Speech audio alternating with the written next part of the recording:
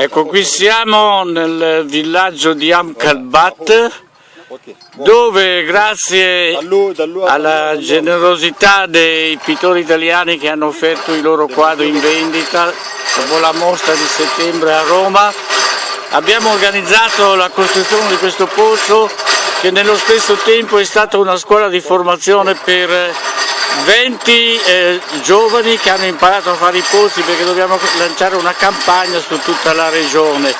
Adesso farò qualche domanda al responsabile di questa attività che si chiama signor Kaddam, che è presidente dell'associazione Akdar, e che ha organizzato questo cantiere. Voilà, Monsieur Kaddam, nous sommes ici donc à Kalbat, et ce puits est un puits particulier parce que vous avez formé un certain nombre de puisatiers.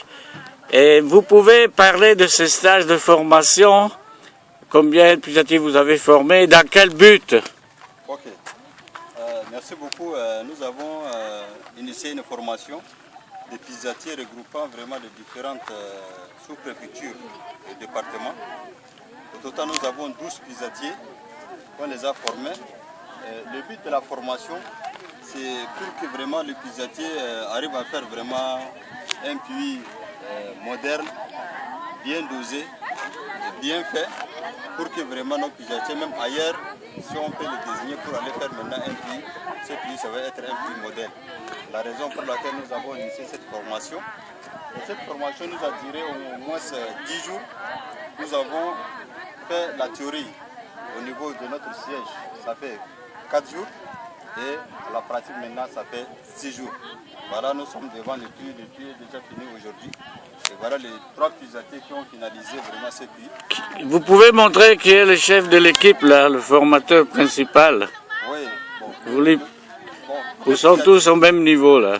Oui, parce que nous avons les 2 chefs, parce que nous avons 2 groupes. Ça c'est le chef, chacun vraiment a sa modèle, puisque Ahmad a pris le modèle des bus, il est le chef pour les bus, et Mohamed on l'a désigné comme chef pour les coulages. Et puis on a le troisième également, lui aussi il sait comment faire maintenant les truches coupantes. Voilà. Les 2 spécialistes pour un puits, c'est les puisatiers formés bien avant, et cette formation leur a maintenant donné encore une autonomie de travail de plus. Voilà, merci. Maintenant là, on va... Adesso abbiamo qui la signora Alime Hassan, che è un'animatrice dei gruppi femminili, e gli faccio qualche domanda, gli chiedo da quando hanno cominciato a fare questi orti e quali sono i benefici che portano alle famiglie. Voilà, Madame Hassan, et Alime Hassan, c'est depuis combien d'années que vous travaillez avec les groupements féminins? Moi, je travaille avec le groupement féminin, ça fait 31 ans. Ça fait 31 anni che lavora con le donne. Mais ici, dans cette région, particulièrement pour faire les jardins, ici dans cette région de Amkalbat, ça fait depuis combien d'années? Bon, j'ai commencé l'animation dans ce village. Après, j'étais affectée dans le cadre du CECADEF dans d'autres villages. Et en 2005, le CECADEF a fermé ses portes. C'est la raison pourquoi je suis revenue dans mon village natal et j'ai repris depuis 7 ans à travailler avec les femmes ici. Alors maintenant expliquez un peu quels sont les bénéfices que peut apporter un jardin dans la famille. Le jardin dans la famille rapporte beaucoup. Moi, personnellement, dans ma famille, le travail que j'ai fait pendant la saison de pluie ne suffit pas pour finir l'année, surtout dans le cadre alimentaire, la santé et l'éducation des enfants. C'est la raison pour laquelle nous avons opté à faire le jardin pour compléter nos récoltes de la saison pluvieuse. Par exemple, moi je gagne plus avec le jardin par rapport à la culture pluviale. Et par exemple, cette année, nous avons presque rien récolté. Et nous optons à faire plus le jardin pour pouvoir vendre et gagner de l'argent pour notre subsistance. Attends, je vais expliquer. Donc elle dit que les campi non producono molto perché ogni tanto c'è la siccità. Per esempio quest'anno i raccolti sono molto magri.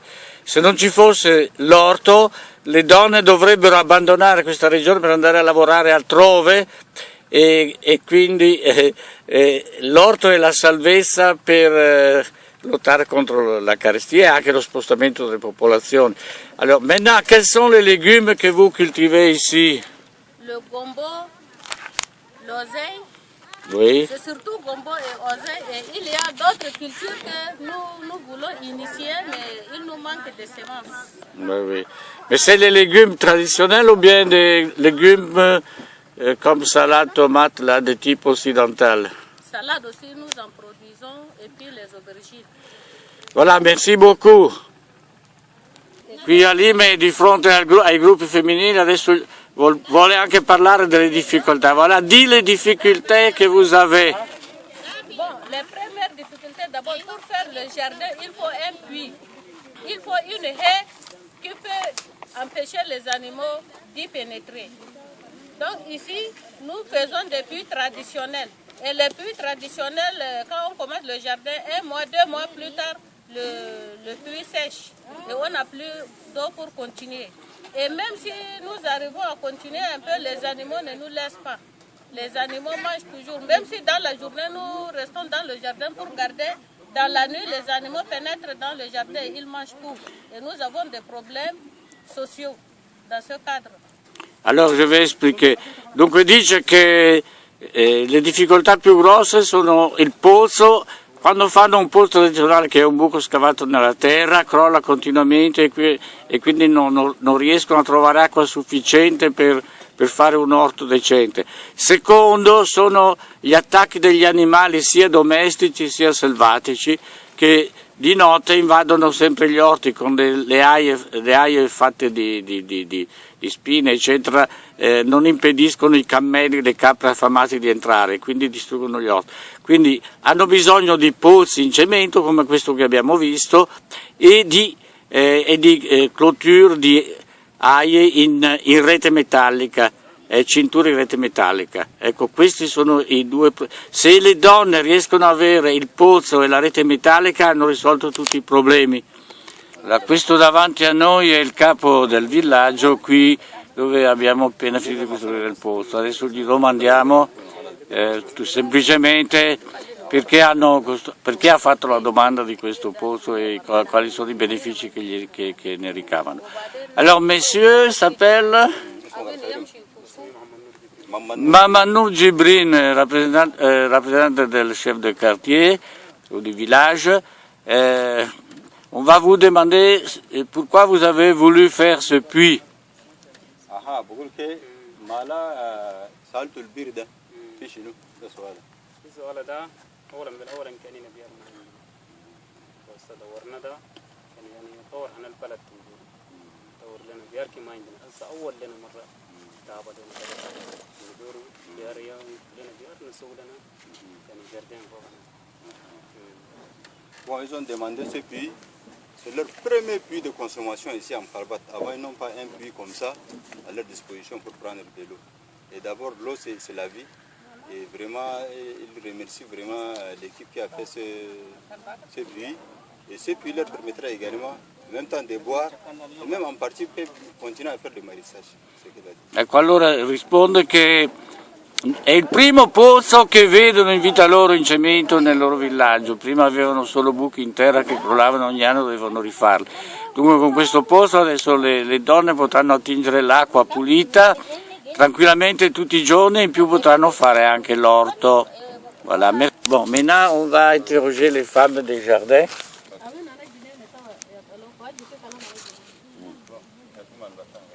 Voilà, pour elles ça va. اللي ندور يحكي علينا يربوا لنا بيان ونسوي لها شكلها ونخدموا بها ايدينا يربوا ايانا. شكرنا كثير. Je vous remercie beaucoup et vraiment qu'on continue à les aider comme ça. S'il y a assez de puits, ils vont faire beaucoup de maraîchage. Voilà. Non, mais... S'il y a des puits, si elle dit qu'elle veut le moteur aussi. s'il y a assez de puits, on peut utiliser même le groupe pour faire la clôture. Voilà, aussi, ils ont demandé. c'est ça. Ici, là, on va voir si elles font les jardins pour la couture, mais on verra après.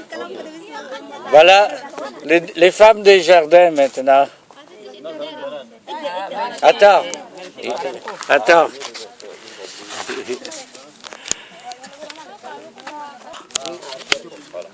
Je crois que ça va. Il faut aller voir. On peut aller dans ton jardin, on filme les femmes là-dedans pour ne pas aller trop loin.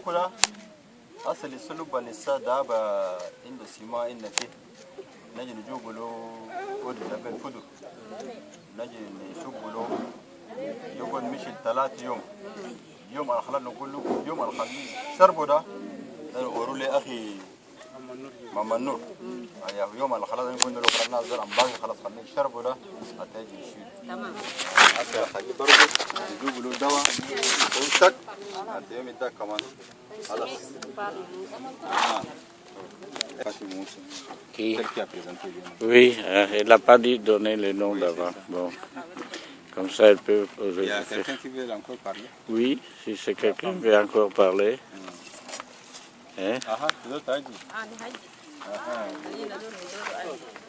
Almi. عدلوا لنا تيويات أربعة كلهم كتلم بدلوا لنا اثنين بس واحد ما عنده علمي وواحد الناس إلا نقوم في الليل الليل كمان إلا قاعدين نتلفون يودا ما يم. Elle a parlé par rapport aux difficultés de l'eau de consommation au niveau de Djogolo. Parce que là-bas, on leur avait seulement des fourrages. Et ces fourrages-là, c'est difficile d'entretenir. Chaque fois, ça tombe en panne. Chaque fois, ça tombe en panne. Donc, eux aussi, ils demandent un peu de consommation, un peu de... Alors, questa signora, elle s'appelle comment?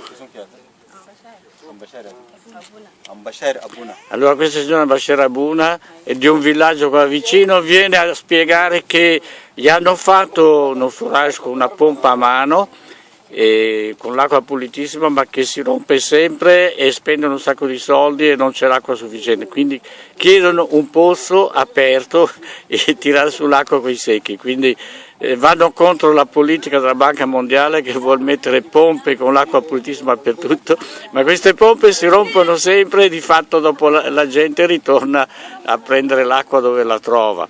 Ecco. Grazie à tous, merci à tout le monde. Maintenant, on va aller voir un jardin quand même.